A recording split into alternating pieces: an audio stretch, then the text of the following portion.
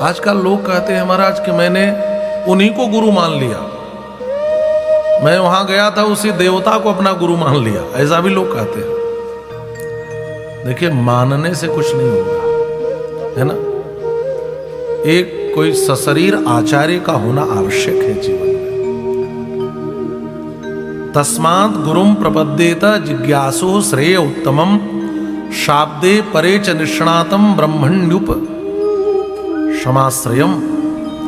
और गुरु कैसा होना चाहिए? कहा शब्द ब्रह्म और परब्रह्म दोनों में निष्णात हो, जिसको शब्द ब्रह्म का भी बोध हो और परब्रह्म का भी बोध हो। शब्द ब्रह्म से आपकी जिज्ञासा का शमन कर देगा, वो आपको उपदेश करेगा, वेद का ज्ञाता हो। और जो परब्रह्म का ज्ञाता होगा, वह जो ब्रह्म का अनुभव किया हो, ईश्वर का अनुभव किया हो, तो माने शब्द ब्रह्म में भी निष्णात हो और परब्रह्म में भी निष्णात हो। जिसको शब्द ब्रह्म का ज्ञान हो, परब्रह्म का अनुभव हो, ऐसे गुरु की शरणागति ग्रहण करनी चाहिए। देखिए, गुरु को किसान की तरह समझिए। अब आप लोगों से ज्यादा खेती किसानी कौन समझ सकता है? अच्छा, अच्छी खेती के लिए तीनों का अच्छा होना जरूरी है, खेत का भी, बीज का भी और किसान का भी। इन तीनों में से एक भी चीज खराब हुई तो अच्छी खेती नहीं हो सकती। अगर खेत बंजर हो, खेती अच्छी होगी? बीज सड़ा हुआ हो, बीज अच्छा ना हो, अच्छी नस्ल का हो ना हो, तब भी खेती अच्छी नहीं होगी। अच्छा, खेत भी अच्छा हो, बीज भी अच्छी हो, लेकिन यदि किसान अच्छा ना हो, अनुभव ना हो कोई, तो खेती अच्छी नहीं कर पाएगा। तीनों का अच्छा होना जरूरी है। खेत की तरह शिष्य है, बीज की तरह मंत्र है और किसान की तरह गुरु है। बात समझ में आ रही है? इसमें एक में भी योग्यता नहीं होगी तो खेती हो ही नहीं सकती। शिष्य खेत की तरह है और मंत्र बीज की तरह है। अच्छा, आप कैसा बीज अपने खेत में बोना चाहते हैं? आप किसी बीज भंडार से बीज लेने जाओ तो पूछोगे कि नहीं कि इसकी फसल कैसी होती है, इसके पहले किसी ने खेती की है? तो बताएगा ये उत्तम किस्म का बीज है। इसीलिए मंत्र वह लीजिए जो परंपरानुगत मंत्र हो। आजकल महाराज कुछ गुरु लोग अपने से मंत्र बना के दे देते हैं, कुछ ऐसे मंत्र दे देते हैं जिनका शास्त्र में कहीं कोई प्रयोग ही नहीं है। अब मैं इस मंच से नहीं बताऊंगा, लेकिन एक मंत्र आजकल बड़ा फेमस कर दिया गया है। हाँ, वो मंत्र नहीं है। हाँ, मंत्र तो ओम नमः शिवाय ही है, ये पंचाक्षर मंत्र है, मंत्र नहीं है, लेकिन लोगों ने उसको मंत्र बना दिया। मंत्र के अक्षर होते हैं, मंत्र का पुरस्चरण होता है, श्री शिवाय नमस्तुभ्यम, ये मंत्र नहीं है। तो हम किस मंत्र को ले रहे हैं, या परंपरानुगत है कि नहीं है, इस मंत्र में कितने अक्षर हैं, कितना लक्ष्य जप करने के बाद इसका पुरस्चरण होगा, इसके दृष्टा ऋषि कौन है, ये सब कुछ पता ही नहीं है और हमने मंत्र ले लिया। इसीलिए मंत्र परंपरानुगत होना चाहिए।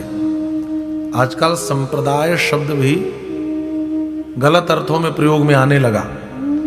संप्रदाय का अर्थ होता है सम्यक प्रकार से ज्ञान दान की परंपरा। गुरुजी वह मंत्र देते हैं जो उनके गुरुजी ने दिया है, जो उनके गुरुजी ने दिया है, जो उनके गुरुजी के उनके गुरुजी ने दिया है। और जो परंपरानुगत ज्ञान का दान होता है, मंत्र का दान होता है, वह संप्रदाय पुरस्सर ज्ञान होता है। और हमें वैसे आचार्य से मंत्र लेनी चाहिए जिसकी कोई परंपरा हो, जिसका कोई संप्रदाय हो।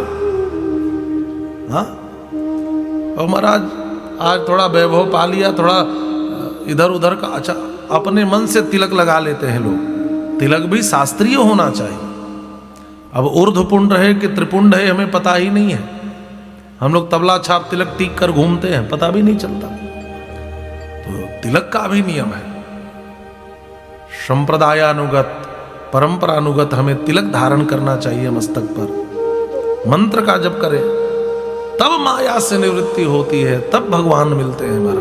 लोग कहते हैं मंत्र जप रहा हूं लाभ नहीं हो रहा है, कैसे लाभ होगा? पहले कौन सा मंत्र आपने लिया है महत्वपूर्ण है, कौन सा बीज आप खेत में डाल रहे हो। ये गलती किसकी है? यदि आप गलत बीज डालो और कहो कि हमारी फसल नहीं होगी, अच्छा बीज डालना पड़ेगा कि नहीं? तो इसलिए हम मंत्र कौन सा ले रहे हैं ये भी महत्वपूर्ण है, हम गुरु किसको बना रहे हैं ये भी बड़ा महत्वपूर्ण है। हमारा गुरु की परंपरा होनी चाहिए, उसको किसी संप्रदाय से संबद्ध होना चाहिए और वह किसी वैदिक परंपरा में आता हो, यह भी। तो यहां पर शाब्द ब्रह्म, यहां पर शाब्दे परे च निष्णातम का अर्थ है शब्द ब्रह्म को, शब्द माने वेद भी होता है। तो जो वैदिक परंपरा से जुड़ा हुआ आचार्य हो उससे दीक्षा लेनी चाहिए।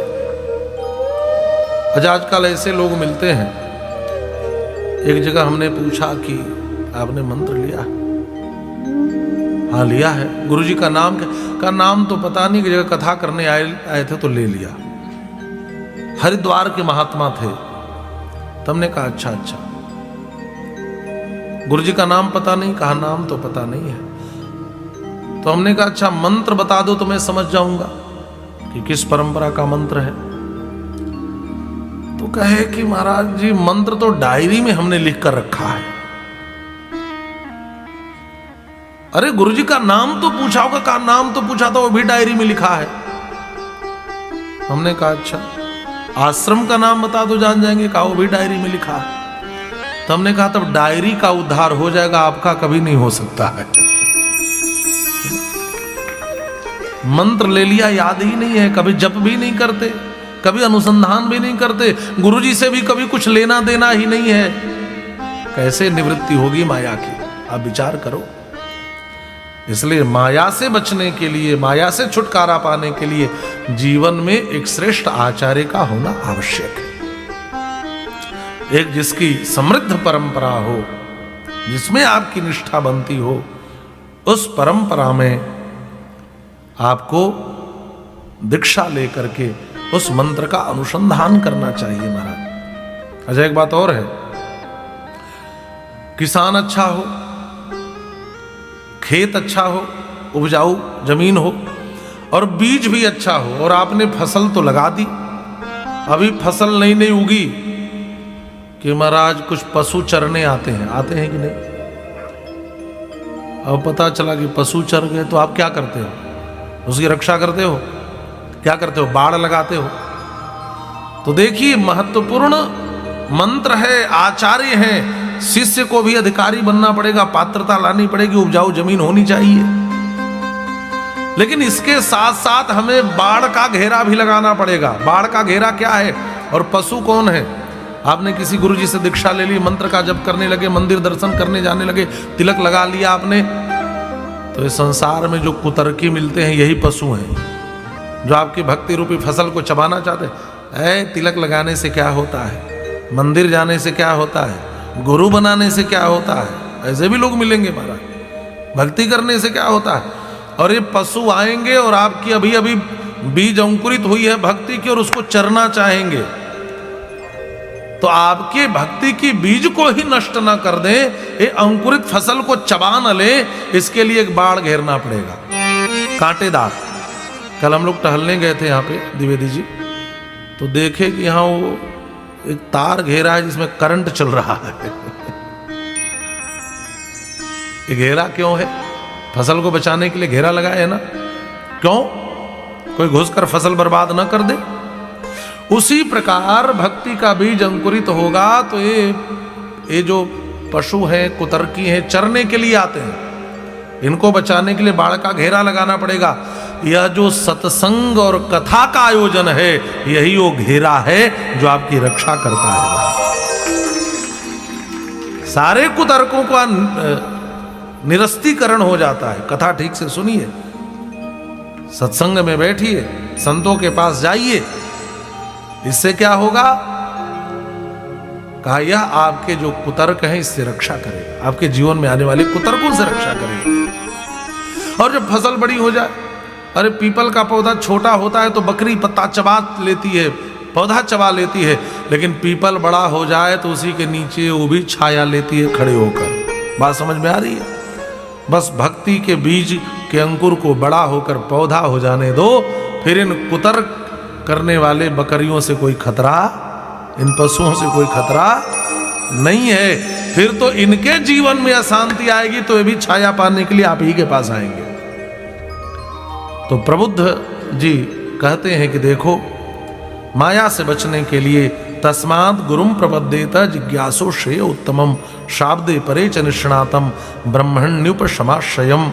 और फिर ऐसे आचार्य से दीक्षा ले लोगे, ऐसा गुरु जीवन में आ जाएगा तो फिर शौच, तप, तितिक्षा, मौन, स्वाध्याय, आर्जव माने सरलता, ब्रह्मचर्य, अहिंसा, ये सब आपके जीवन में आ जाएगा। और ये सब आने से आपकी भगवत भक्ति की रक्षा होगी। और भगवत भक्ति वो पात्रता देती है जिससे आप नारायण पर हो जाएंगे। नारायण परो मायाम अंजस तरति दुस्तराम। जब आप नारायण पर हो जाएंगे तो आप माया से संतरण कर लेंगे, आप भगवान को प्राप्त कर लेंगे।